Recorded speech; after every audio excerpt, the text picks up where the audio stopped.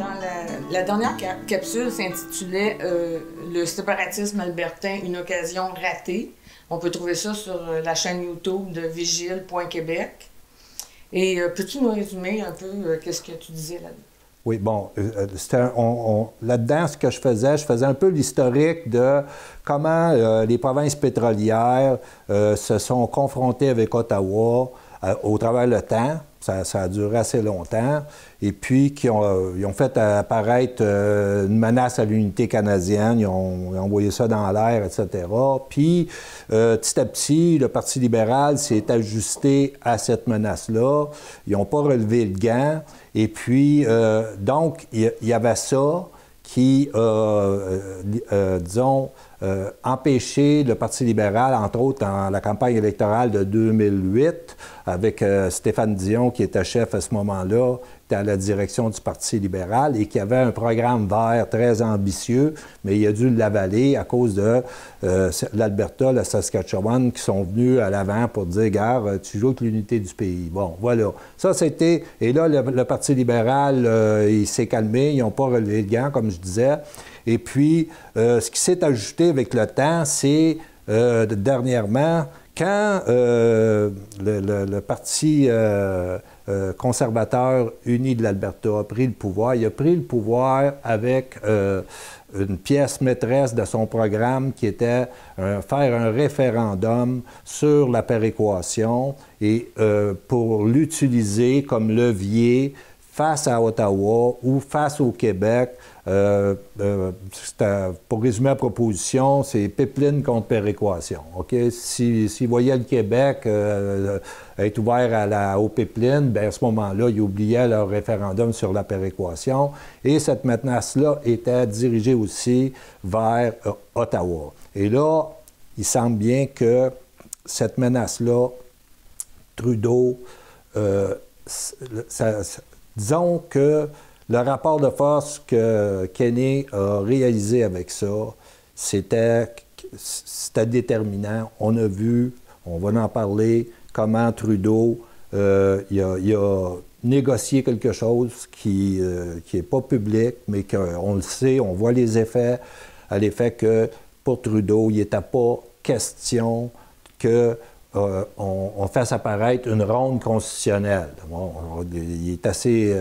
tu sais, il est dans bonne famille pour comprendre où ce que ça peut mener, tu sais, la ronde constitutionnelle qui a été menée au Québec sur l'échec qui est menée à l'échec du lac Meach, finalement, puis la montée du souverainisme, etc. Donc, pour Trudeau, là, il était coincé. Alors donc, Trudeau, ce qu'on disait dans cette capsule-là, c'est que quand Kenney a retiré son rapport de force le plus favorable, qui était cette menace-là de tenir un référendum puis d'ouvrir une ronde constitutionnelle autour de la question de la péréquation,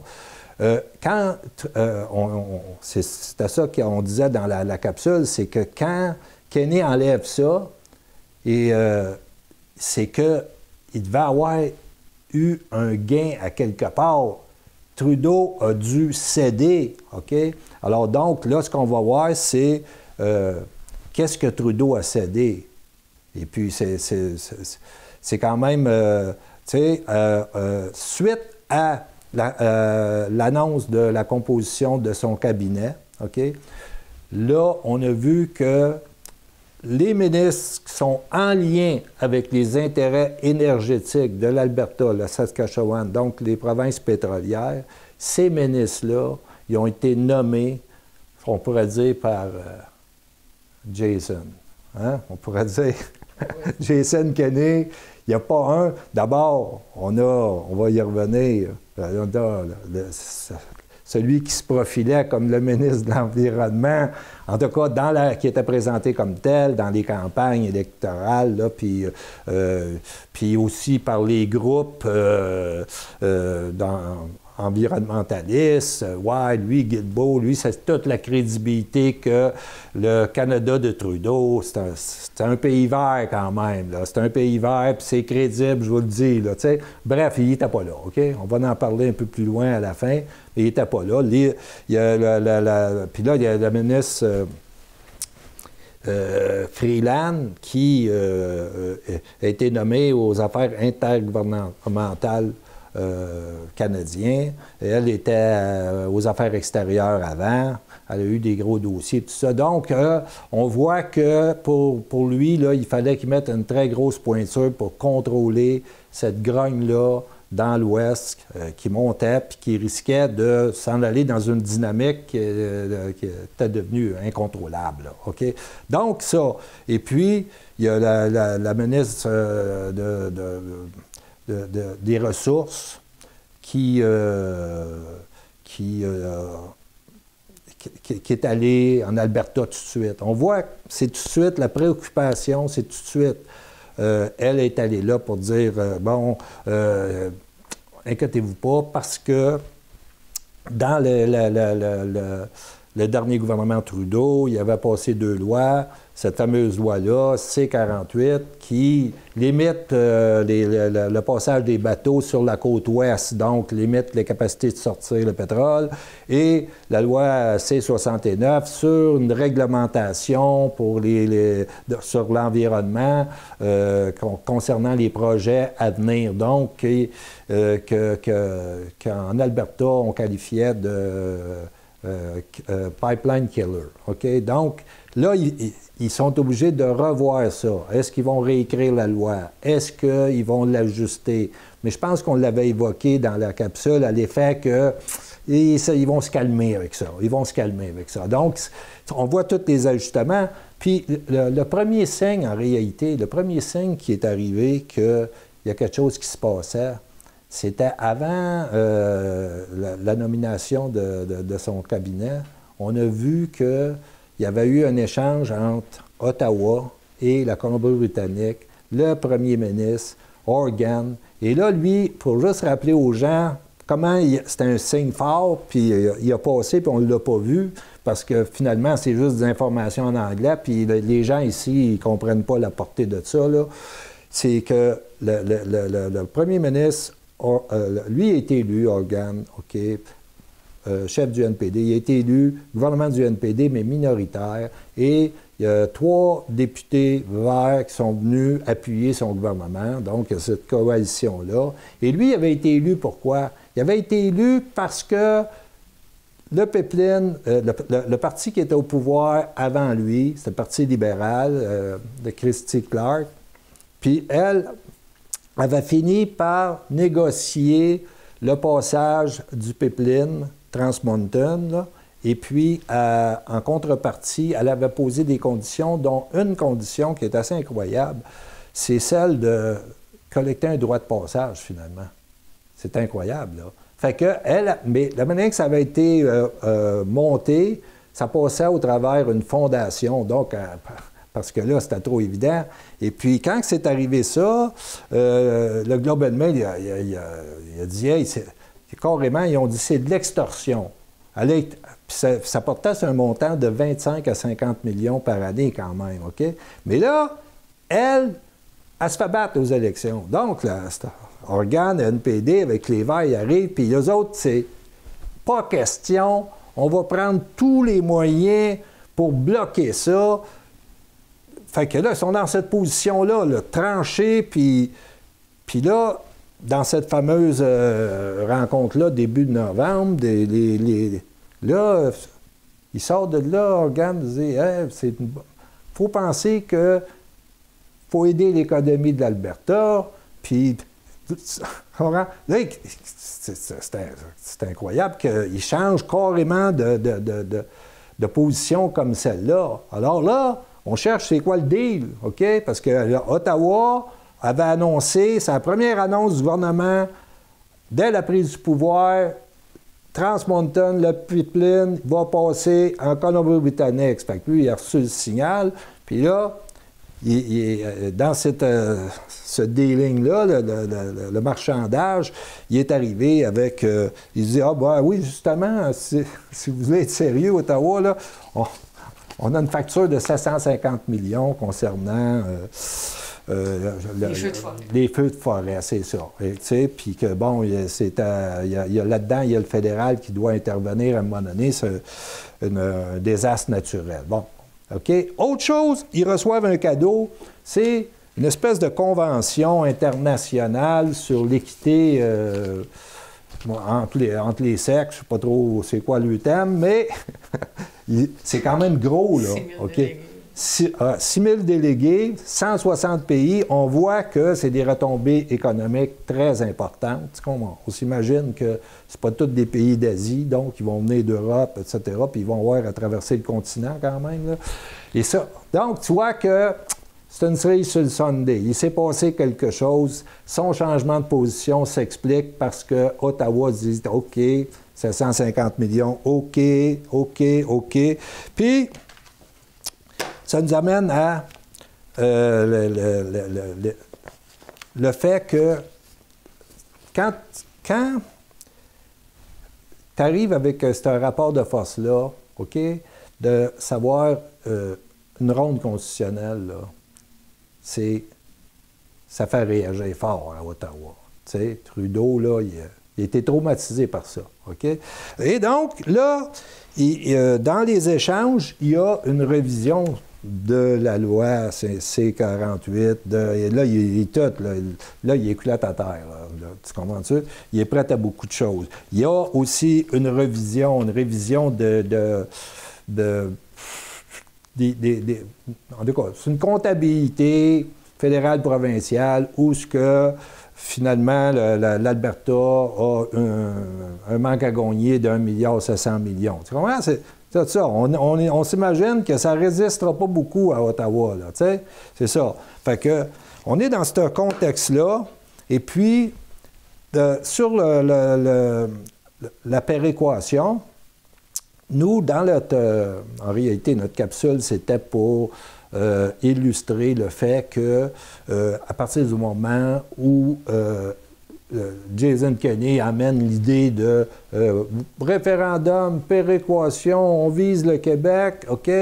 Là, ce qui s'est passé, c'est que partout au Québec, souverainiste, fédéraliste, tout le monde montait au front pour aller défendre la péréquation, et nous, dans la capsule, on documente ça, qu'on avait fait une proposition pour que le Bloc prenne, sa position au Bloc qui aurait dû être, c'est la péréquation. La péréquation vient de où? Bon, elle vient du fait que le pouvoir de taxation directe, je le répète tout le temps, le pouvoir de taxation directe du Québec a été cédé à Ottawa dans le contexte de la crise, dans le contexte de la Deuxième Guerre mondiale pour effort de guerre, et qu'il y a des premiers ministres qui ont mené cette bataille-là pour récupérer ça, ce pouvoir-là. Et puis, donc, Duplessis, Lesage et Daniel Johnson père, et puis que le Bloc aurait dû s'inscrire dans cette lutte historique-là, et puis proposer à Jason Kenney, bien, Jason, regarde, on va faire une affaire avec toi. Tu sais, nous, le Québec, que penserais-tu que de la proposition suivante, le Québec, il cède, il ne veut plus rien savoir de la péréquation, mais il veut récupérer complètement ses pouvoirs de taxation directe. Et OK? Maintenant, on comprend que Jason Kenney, quand Trudeau il a dit « OK, haut la main, je me rends », mais à condition que tu enlèves ta péréquation et que tu enlèves toute proposition dans ta commission que tu fais de novembre qui va publier en mars le rapport.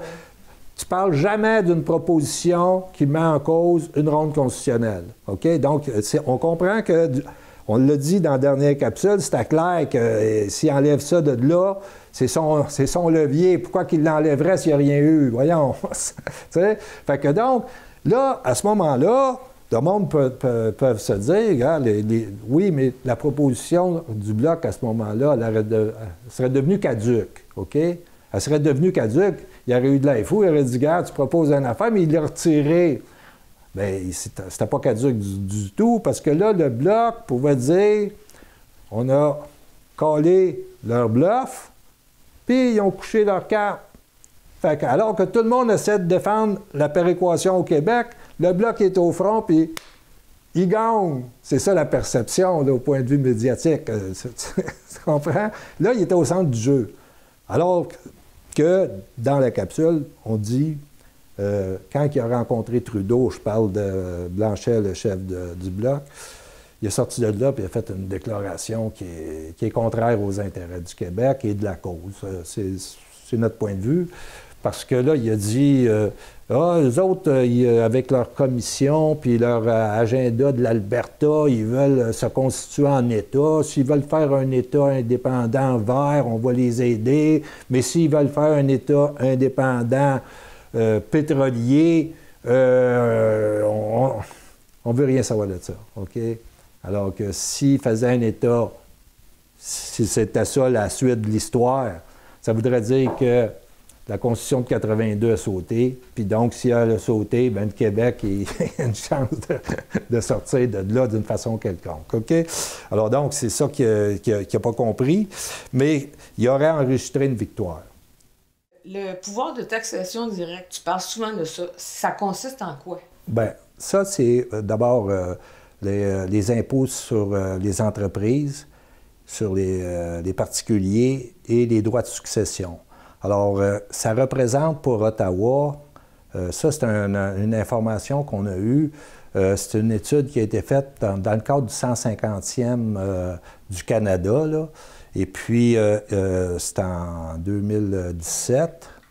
Et là, Globe and Mail, on apprend que c'est devenu le poste le plus important de revenus d'Ottawa.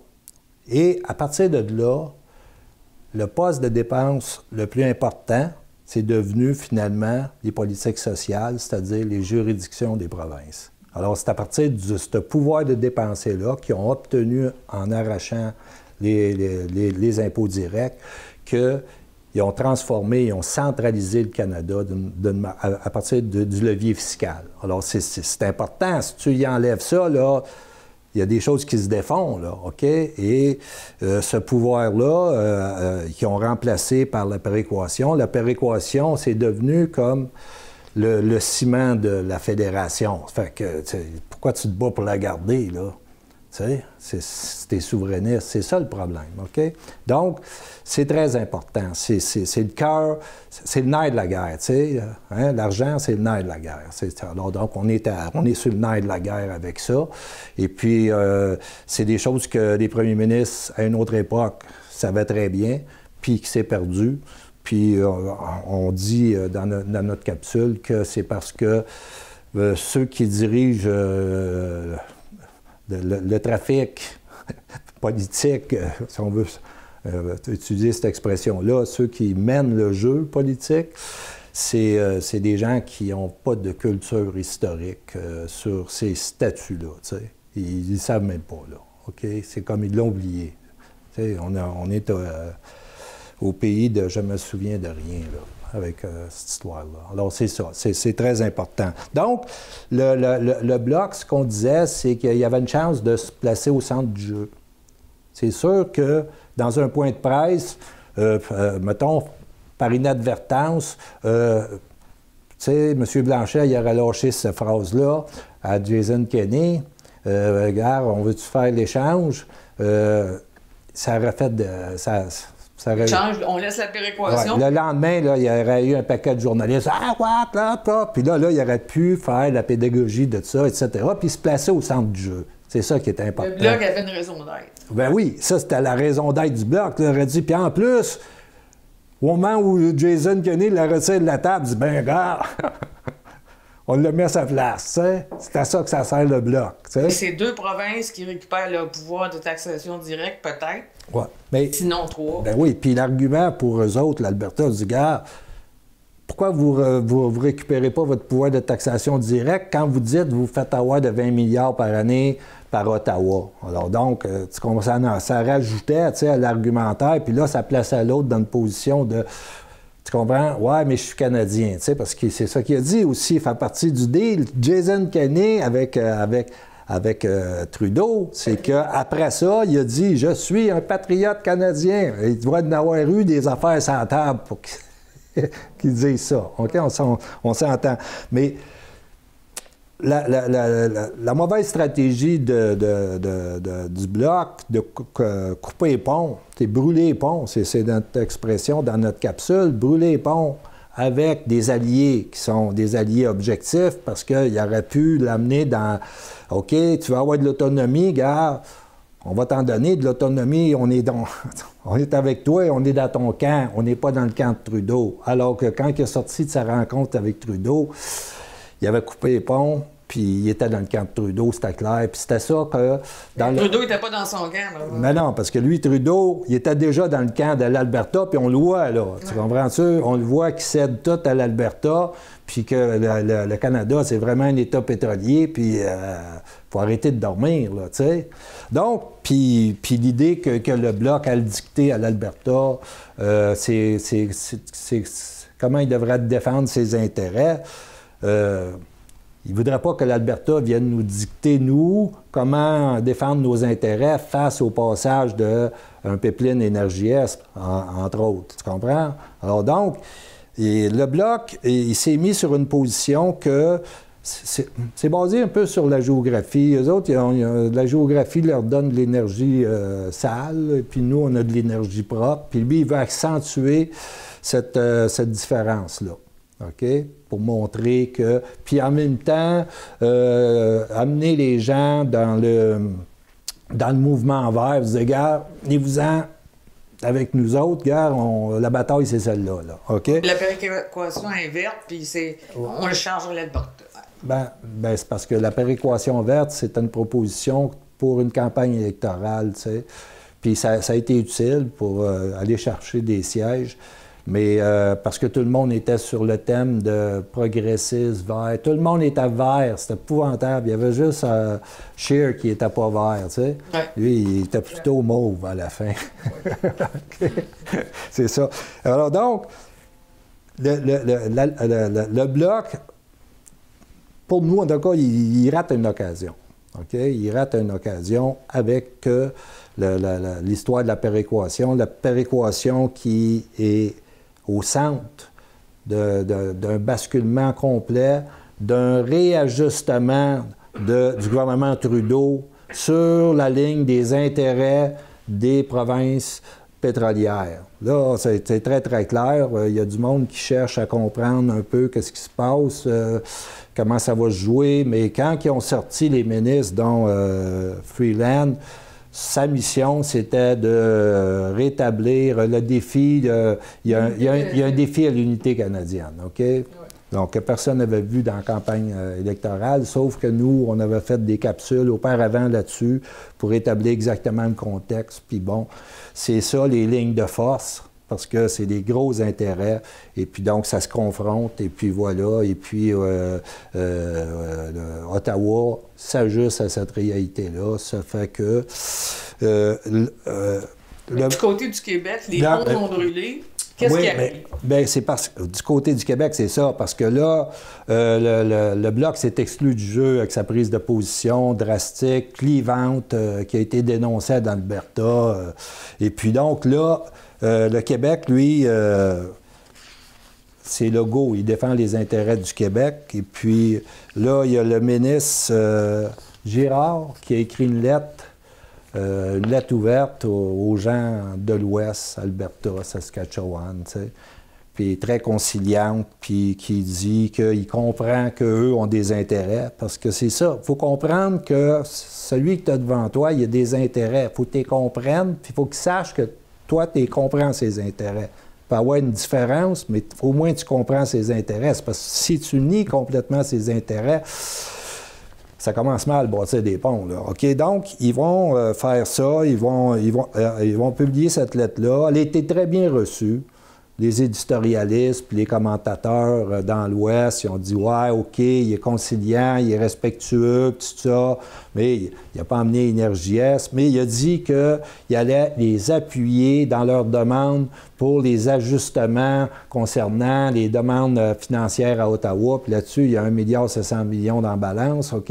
Alors donc, là aussi, au Québec, on ne sait pas s'il y a eu vraiment Trudeau a eu un deal avec le Québec, j'en douterais, mais le Québec, par lui-même, sait qu'ils se sont braqués contre les intérêts du Québec et que donc, il faut apaiser ça.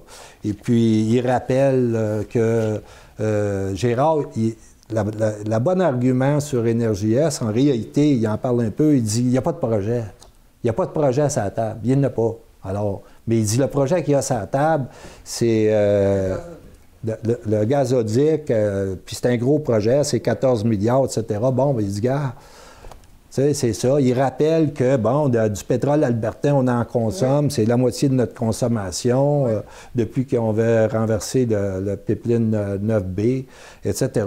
Et l'autre chose qui est importante, c'est que Legault envoie à Ottawa rencontrer les gens, puis il y a une communication entre la ministre Sonia Lebel et Mme Freeland, OK, qui est au centre du jeu, OK? Puis là, elle va dire, il faut trouver la phrase exacte. Alors, c'est important de citer correctement Sonia Lebel. OK, qu'est-ce qu'elle a dit? L'engagement. Bien, ce qu'elle dit, c'est que... Puis c'est une déclaration qui a une grande signification. Et c'est probablement pas sa déclaration à elle, mais probablement celle du premier ministre du Québec. Okay? Exactement. Alors, elle dit, si ces deux provinces de l'Ouest réclament davantage d'autonomie au sein de la Fédération canadienne, le Québec sera un allié indéfectible. Un allié indéfectible. C'est plus que on est sympathique, là. Ouais. On va être là, totalement, derrière vous autres, à la vie à la mort. C'est sur l'autonomie, tu comprends? C'est ça. Fait qu'elle dit aussi à la ministre Freeland que le Québec va défendre jalousement son autonomie, ses juridictions. Alors donc... En rajoutant peut-être aussi que nationaliste, ça ne veut pas dire souverainiste. C'est ça. Parce qu'eux autres, c'est ça. Tu comprends? Parce que ils veulent pas jouer, ils veulent éteindre l'idée que cette autonomie-là que les provinces voudraient, ce serait une dynamique qui mènerait possiblement à la rupture, OK? C'est pas quelque chose qu'il faut que tu laisses voir, de toute façon, si tu veux le faire pour le vrai, t'sais. Si tu veux juste bavasser, là, tu peux faire des sparages, mais ça n'a pas de portée politique, là. Sinon, mettre le monde, les braquer contre toi, puis ajouter de l'opposition à ce que tu veux faire. Hein? Et là, on arrive à les Verts, au Québec. La naïveté. La naïveté des Verts. T'sais? Parce que, regarde. Guilbeault s'attendait à avoir le ministère de l'Environnement. Bien, regarde, c'est parce que, regarde, Trudeau, il est venu au Québec dire, avec Guilbeault, la politique de l'environnement du Canada, est-ce que tu t'imagines qu'il va être ministre de l'Environnement? Tu comprends? Et c'est ça que ceux qui sont au front pour l'environnement au Québec, comme ici, on a Dominique Champagne, tu sais. Oui. Après la nomination au cabinet, puis là, Guilbeault, il n'est pas à l'environnement, il dit, je le cite, « Force est de constater qu'il a été instrumentalisé par Justin Trudeau et nous, avec lui, dit Dominique Champagne. » Ben oui. On sait ça après. Okay. C'est ça. C'est Stéphane Guilbeault qui a été instrumentalisé. Bon, tout ça. Là, un autre. C'est comme si on giflait tous ceux et celles qui ont cru que la présence de Stéphane Guilbeault au Parti libéral pourrait faire une différence, a ajouté Laure Roy-Riddell. OK. Puis Karel Méran de la Fondation Suzuki, il n'a pas été placé en environnement justement parce que c'est un écologiste. Tu comprends? Fait que, oui, c'est tout du monde, ça, qui ramait dans la chaloupe du Parti libéral là, pendant la campagne. Oui. Ah, conservateurs, c'est épouvantable, les conservateurs, c'est épouvantable. Les conservateurs, l'orientation politique prise et exécutée très rapidement par Trudeau, comprends? suite aux menaces de Kenney, le conservateur, il aurait fait pas pire. Tu comprends? Il n'y a pas de différence. Il n'y a pas de différence. Et là, c'est ce qu'eux ne comprennent pas, parce qu'ils sont... Eux, les Verts? Les Verts, OK, parce qu'ils sont dans une vision qui est un peu idéaliste, OK? On comprend, ils se battent pour l'environnement, c'est une cause importante, et si elle est importante, si elle est cruciale, et de plus en plus... crise climatique, planétaire, crash climatique, tu comprends ça? Bon, t'en mets-tu de l'angoisse? Bon, Question de l'espèce, etc. Regarde, alors, à ce moment-là, il faut que tu rentres dans la réalité, là, si tu veux mener ton combat. Il faut que tu sortes de ta bulle, là, OK? La bulle étant? La bulle étant vers, lui, peut-être, Trudeau progressiste, il nous l'a dit, vers... Guilbeault, il l'a accueilli. Le lendemain, on se rend compte. Non, c'est ça. Donc, ce qu'ils doivent comprendre, et puis, voilà, s'ils pourraient peut-être écouter nos capsules, on a fait quelques-unes sur la géopolitique de l'énergie au Canada. Alors donc, le Canada est un État pétrolier. Un État pétrolier. Il n'y a aucun parti pan-canadien qui peut produire une politique crédible sur l'environnement au Canada, il n'y arrivera jamais au pouvoir.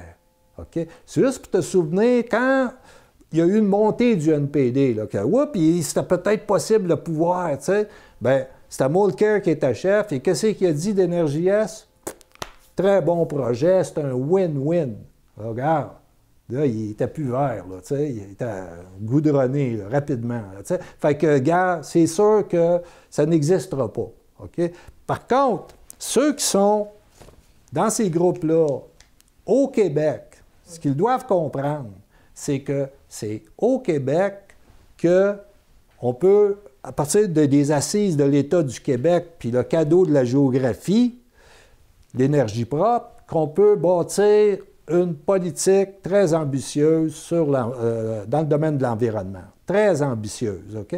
Et donc, mais pour ça, il faut que le Québec ait le maximum de pouvoir, et un qui est le plus important de tous, c'est la capacité de dire non au passage d'Énergie-S.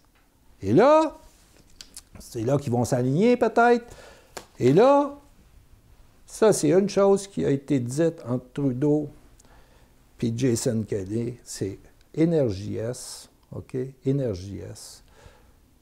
C'est Ottawa qui va avoir le dernier mot. Okay? Et là, la fonction du Bloc, c'est de forcer Trudeau à le dire, clairement, pour réveiller nos amis de l'environnement. Oui. Okay? Pourquoi? Parce que Trudeau, il est dans un gouvernement minoritaire, okay? Une vie utile, 1 an et demi, 2 ans. Alors lui, c'est sûr qu'il ne va pas nous parler d'Énergie-S tant qu'il n'aurait pas été dans une position pour forcer une élection, parce que là, il boit sa majorité.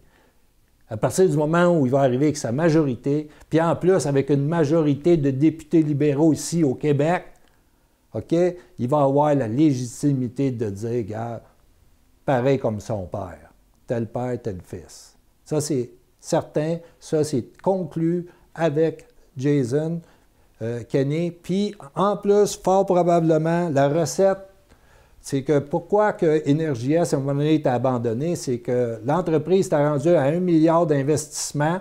Il n'y a pas un coup de pelle qui est donné à nulle part. Puis là, ils se voyaient ramer dans la gravelle encore. Fait qu'ils ont dit, regarde, arrêtons les frais. Et là, la stratégie, c'est quand c'est arrivé la même chose dans l'Ouest, les difficultés, puis là, les compagnies ils se disent, regarde, alors qu'est-ce qu'ils ont dit au gouvernement Trudeau? Toi, là, tu prends le projet, tu mets ton bulldozer, tu bulldozes tout le monde, OK? Et là, tu le finances, OK? Et puis là, un coup qu'il est tout prêt, là, clé en main, vends-nous-les à rabais, hein, c'est pas? Puis, au travers de ça, il y a les intermédiaires libéraux qui vont apparaître, puis qui vont avoir été essentiels à cette transaction-là, tu sais, puis qui vont collecter. Qui vont collecter une commission au passage. OK? Bon, c'est ça, le scénario. Sauf si l'Alliance...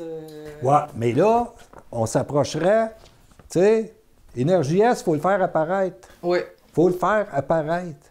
OK? Il n'existe pas comme un projet d'entreprise au point de vue économie, mais il existe au point de vue politique. Alors donc, il faut le faire apparaître, puis réveiller toute la tribu des Verts au Québec pour dire, regarde, vous êtes dans la géopolitique des énergies, le Canada, c'est un État pétrolier, vous pouvez défendre un territoire, c'est le nôtre, le reste, regarde, vous ramez dans le goudron. C'est aussi simple que ça. Fait que ça, le Bloc, c'est sa mission. Ramasser ce monde-là.